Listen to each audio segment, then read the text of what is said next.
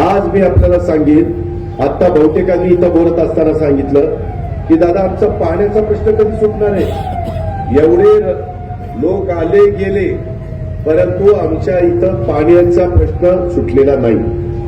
कुकडीची ओव्हरपास बनणं, माझ्या पुणे जिल्ह्यात जुन्नर तालुक्यामध्ये घोड धरण खाली आहे, त्याच्यामध्ये उजनी धरण तुमच्या इकडं कर्जतला लागून तिथं आहे बांबोऱ्यापाशी. अशा पद्धतीनं धरणं जरी असली तरी आज मित्रांनो तुम्हाला सांगतो, देशाला स्वातंत्र्य मिळालं त्यावेळेस 35 कोटी लोकसंख्या होती. आज किती झाली? 140 कोटी. 64 लोकसंख्या वाढवण्याचं काम आपण केलं. त्याच्यात काय जगात कुठे आपला हात धरत नाही. आता चायनालाही मागे टाकायचंय.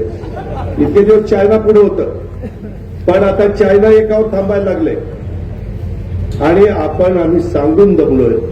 अरे बाबा, आमच्या लहानपणी आमच्या आजोबाला जमीन होती जवळपास 150 एकर.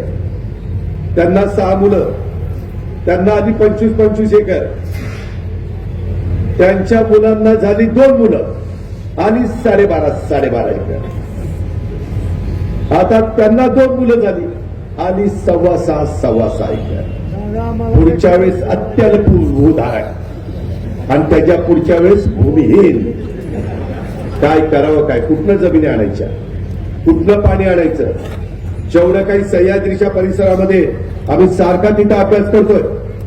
टाटाच्या बरोबर माझी मुख्यमंत्री आम्ही सगळ्यांनी चर्चा केली की टाटाची धरणं ही वीज तयार करायला वापरली जातात.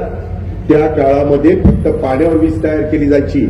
आता न्यूक्लिअरवर, आता वाऱ्यावर, आता सोलरवर, सूर्यप्रकाशावर पंप चालतो की नाही. त्याच्यामध्ये आता त्याच्या संदर्भात प्रोजन बगॅसवर, तुमच्या भागातले कारखाने बगॅसवर वीज तयार करतात.